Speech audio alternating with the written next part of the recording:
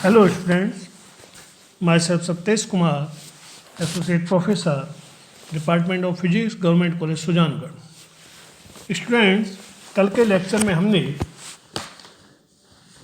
जो आपके लॉरेंज रूपांतरण समीकरण हैं उनकी सहायता से उनका उपयोग करते हुए लंबाई के संकुचन के विषय में बात की थी कि जिसे हम लॉरेंज फिट्जगेरल्ड संकुचन कहते हैं, लॉरेंज फिट्जगेरल्ड कॉन्ट्रैक्शन कहते हैं।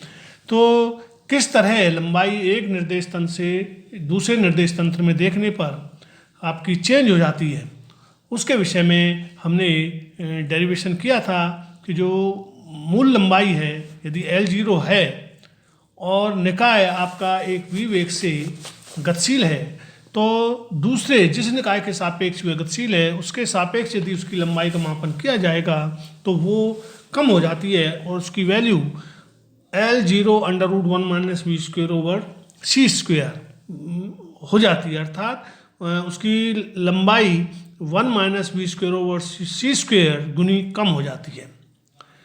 तो क्योंकि √1 - v square over c square का मान हमेशा 1 से कम होता है, तो ये जो परिणाम आया था इस परिणाम को आपके लॉरेंज फिट्जगेरल्ड संकुचन कहा गया। और अब हम इसी तरह का दूसरा परिणाम काल के समय में मतलब टाइम के विषय में प्राप्त करेंगे जिसे हम काल विस्फारण कहते हैं।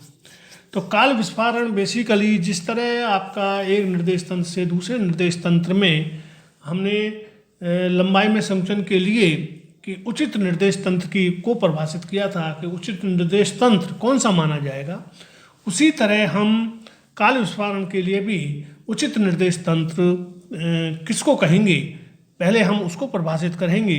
तो बेसिकली उचित निर्देश तंत्र उसको कहा जाता है जिसमें उन दोनों घटनाएं जिनके बीच में हमें समयांतर नापना है, दोनों घटनाएं आपकी एक ही बिंदु पर घटित होती हैं या एक ही स्थिति में घटित होती हैं। मतलब जिस निर्देश तंत्र में एक ही स्थिति में दो घटनाएं घटित होती हैं तो उन दोनों घटनाओं के बीच में उस निर्देश तंत्र में स्थिर अवस्था में रखी हुई घड़ी के द्वारा नापा गया जो समय होगा वह आपका काल वो आपका उचित समय होगा। और यदि हम दूसरे निर्देश तंत्र में रखी हुई घड़ी जिसके सापेक्ष यह निर्देश तंत्र आपका गतिशील है जिसमें घटनाएं घटित हो रही हैं दोनों एक स्थिति में, तो उस निर्देश तंत्र के सापेक्ष जो समय होगा वो उस घड़ी के द्वारा अलग नापा जाएगा।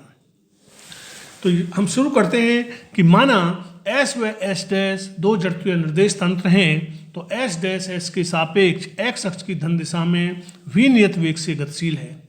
किन्हीं दो घटनाओं के मध्य का समयांतर दोनों निर्देश तंत्रों के सापेक्ष स्थिर अवस्था में रखी घड़ियों द्वारा मापा जाता है। मतलब दोनों जो निर्देश तंत्र हैं उसमें दो अलग अलग दो घड़ियां रखी हुई हैं और दोनों ही अपने अपने निर्देश तंत्रों में स्थिर अवस्था में हैं। तो जिस निर्देश तंत्र में दोनों घटनाएं एक ही स्थिति में घटित होती हैं उसे उचित निर्देश तंत्र कहा जाता है और इस निर्देश तंत्र में स्थित घड़ी द्वारा नापा गया समय उचित समय अंतराल कहा जाता है। तो अब बात आती है कि उचित समयांतर और जो आपके आभासी समयांतर है, प्रतीत होने वाला समयांतर है, उसमें क्या संबंध होगा। तो उसके लिए हम रिवर्स लॉरेंज रूपांतरण समीकरण का उपयोग करते हैं। T1 = T1 dash plus Vx1 dash over c square divided by √1 - v square over c square. T2 = T2 dash plus Vx1 dash over c square divided by √1 - v square over c square. समीकरण 2 ऊपर समीकरण 1 है, नीचे समीकरण 2। समीकरण 2 व 1 की सहायता से यदि हम T2 - T1 की कैलकुलेशन करें तो T2 - T1 will be equal to T2 dash - T1 dash divided by √1 - v square over c square. अब क्योंकि ये दोनों घटनाएं आपकी S डैश के सापेक्ष एक ही स्थिति x1 डैश में घटित हो रही हैं, इसलिए S डैश में जो घड़ी है उसके द्वारा जो नापा हुआ समयांतर है दोनों घटनाओं के बीच का वो आपका उचित समयांतर होगा। तो यहाँ पर T2 dash minus T1 dash जो है वो उचित समयांतर है और T2 माइनस T1 आपका आभासी समयांतर है।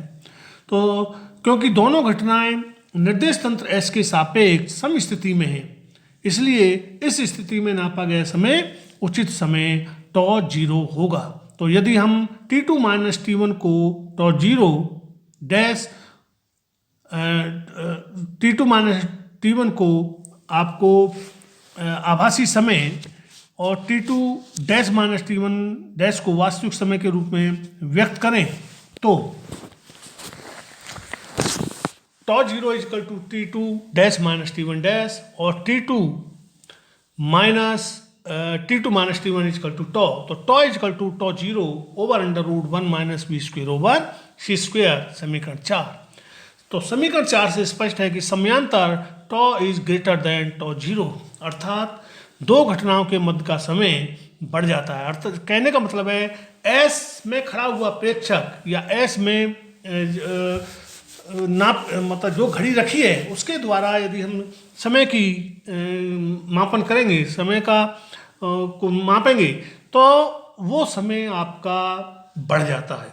इसे काल विस्फारण कहते हैं। अब क्या वास्तव में ऐसा होता है? तो इस काल विस्फारण का प्रायोगिक सत्यापन आपका किया जा सकता है। इसके लिए काल वृद्धि का एक स्पष्ट प्रमाण पाई प्लस मेसोनों के 6 से प्राप्त होता है। मतलब जो आपका पाई प्लस मेसोन्स है उसका जो 6 है उससे आपके काल विस्फारण का डायरेक्ट प्रायोगिक सत्यापन आपका किया गया। तो उपयुक्त निर्देश तंत्र में इनकी अर्ध आयु 1.8 इंटू 10⁻⁻8 सेकंड प्राप्त होती है। तो पाई प्लस मेसोनों का विराम द्रव्यमान इलेक्ट्रॉन के द्रव्यमान का 2.73 गुना होता है तथा ये म्यू प्लस मेसोन व न्यूट्रिनो में क्षयित हो जाते हैं। प्रयोगशाला में त्वरित से प्राप्त उच्च ऊर्जा के प्रोटॉनों की किसी लक्ष्य से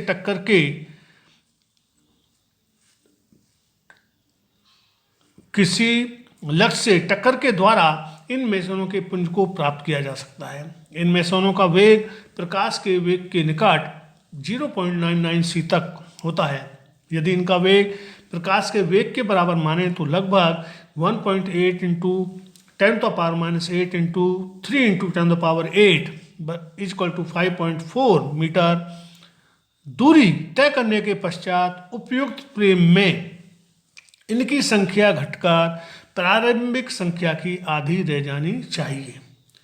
प्रयोगशाला में इनके फ्लक्स को 30 मीटर दूरी पर स्थित दो स्थितियों पर नापा गया। प्रेक्षणों से ज्ञात हुआ कि इतनी दूरी चलने पर भी फ्लक्स का मान प्रथम स्थान पर मान के आधे से अधिक लगभग 60% या था, जबकि उनकी अर्धायु के अनुसार यह मान लगभग 2% ही होना चाहिए था। इस असंगति का कारण प्रयोगशाला निर्देश तंत्र में इनकी अर्ध आयु में काल वृद्धि है। कणों का वेग 0.99 c लेने पर प्रेक्षित अर्ध आयु tau equal to tau zero under root 1 minus v square approximately equal to 7 tau zero. तो tau equal to tau zero 1 minus v square over c square raise to the power half, तो 7 tau zero या tau equal to 12.6 into 10⁻⁻8 second. इस समय में flux आधा रहने के लिए तय की गई दूरी लगभग 37 मीटर होगी तथा फ्लक्स 60% रहने के लिए दूरी लगभग 30 मीटर प्राप्त होगी, जो प्रायोगिक परिणाम के अनुरूप है। तो यदि कहने का मतलब है कि जो आपके पाई मेसोन्स हैं, यदि उनको उस निर्देश तंत्र में जो उनकी अर्धायु है, तो उनकी अर्धायु वास्तविक निर्देश तंत्र में, उचित निर्देश तंत्र में 1.8 इंटू 10⁻⁸ सेकंड प्राप्त होती है। तो इसका मतलब ये हुआ कि अर्धायु का मतलब है कि आधी वह समय जिसमें उनकी संख्या आधी रह जाए। तो जो पाई मेसोन्स हैं, पाई प्लस मेसोन्स और म्यू प्लस मेसोन्स, ये जब इनकी संख्या पहले तो ये पैदा किए गए कि और फिर इनका क्षरण देखा गया। तो क्षण के हिसाब से यदि हम ये मान के चलें कि प्रयोगशाला तंत्र में इनकी आयु में कोई परिवर्तन नहीं होता, तो इनकी 5.4 मीटर दूरी के बाद इनकी संख्या आधी रह जानी चाहिए थी। लेकिन हुआ ये कि हमने 30 मीटर दूरी पर इनके फ्लक्स को नापा कि जितने आपके एक बिंदु से मान लीजिएगा उनकी संख्या कैपिटल N थी, तो 30 मीटर दूरी पर जाने पर उनकी संख्या कितनी रह गई, तो वो जो फ्लक्स था वो 60% था। जबकि कायदे से यदि हम 30 मीटर दूरी पर नापें तो क्योंकि 5.4 मीटर दूरी में आधा रह जाता है, तो इसका मतलब 30 मीटर दूरी तक चलते चलते उनकी संख्या बहुत कम रह जानी चाहिए। मतलब कई अर्ध आयु वो आपके के बाद वहाँ पर पहुँचने चाहिए। तो वो फ्लक्स जो पाया गया वो केवल 2% था। तो ये एक असंगति थी। तो इस असंगति को किस तरह समझाया जाए, तो इसको इस आधार पर समझाया गया कि प्रयोगशाला फ्रेम में इन पाइमेसोन्स की जो अर्ध आयु है वो इनकी वास्तविक अर्ध आयु से बढ़ जाती है और वो लगभग 7 गुनी हो जाती है, जिसका मान सॉल्व करने पर 12.6 × 10⁻⁻8 सेकेंड आता है। तो इतने समय में जब इसका कैलकुलेशन की गई तो फ्लक्स आधा रहने के लिए तय की गई दूरी लगभग 37 मीटर थी। मतलब 37 मीटर दूर यदि वो चल जाएंगे अपने पैदा होने के बिंदु से, तब उनकी संख्या आधी होगी। इसीलिए 30 मीटर पर जो संख्या थी वो आधे से ज़्यादा पाई गई, लगभग 60% पाई गई। तो यह डायरेक्ट एक तरीके से काल विस्फारण का प्रायोगिक सत्यापन था। तो अब हम 2 ऐसे क्वेश्चंस हैं जो सामान्यतः परीक्षा में रिपीट होते हैं, तो उनके बारे में डिस्कस कर रहे हैं कि सिद्ध करो कि जो घटनाएं S डैश में एक ही स्थिति में x1 डैश पर 2 अलग अलग समयों t1 डैश व t2 डैश पर घटित होती हैं वो S के सापेक्ष एक ही स्थिति में घटित प्रतीत नहीं होती। यहाँ पर आपको सिद्ध ये करना है कि जो घटनाएं S डैश में एक ही स्थिति x1 डैश पर 2 अलग अलग समयों t1 डैश व t2 डैश पर घटित होती हैं वो S के सापेक्ष एक ही स्थिति में घटित प्रतीत नहीं होती। या सिद्ध कीजिए कि जो घटनाएं S या S डैश में समकालिक होती हैं वो S या S डैश में समकालिक नहीं होती। तो इसके लिए हम यहाँ से आंसर जो है वो माना S व S डैश 2 जड़त्व निर्देश तंत्र हैं।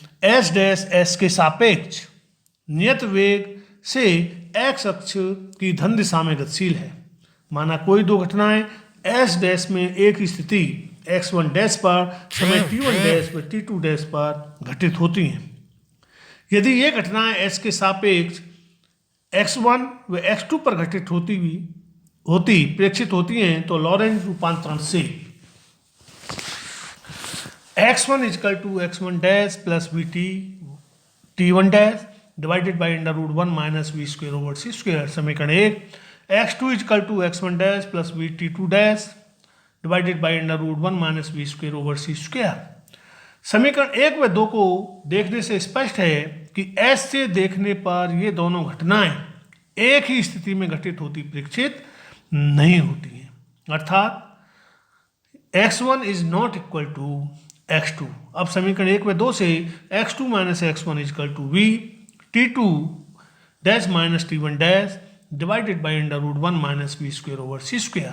समीकरण 3 में यदि हम t1 डैश बराबर t2 डैश रखें तो x2 - x1 = 0 या x1 बराबर x2। अतः उपरोक्त विवेचन से स्पष्ट है कि जो घटनाएं S डैश में समस्थिति एवं समकालिक हैं वे ही S के सापेक्ष समस्थिति में होंगी।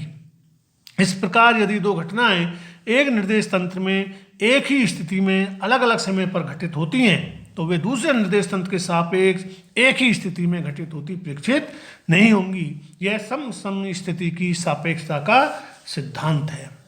तो स्टूडेंट्स, आज इस लेक्चर में इतना ही। इसके बाद अगले लेक्चर में हम बात करेंगे, तब तक आप इसके ध्यान से पढ़िएगा। Thank you.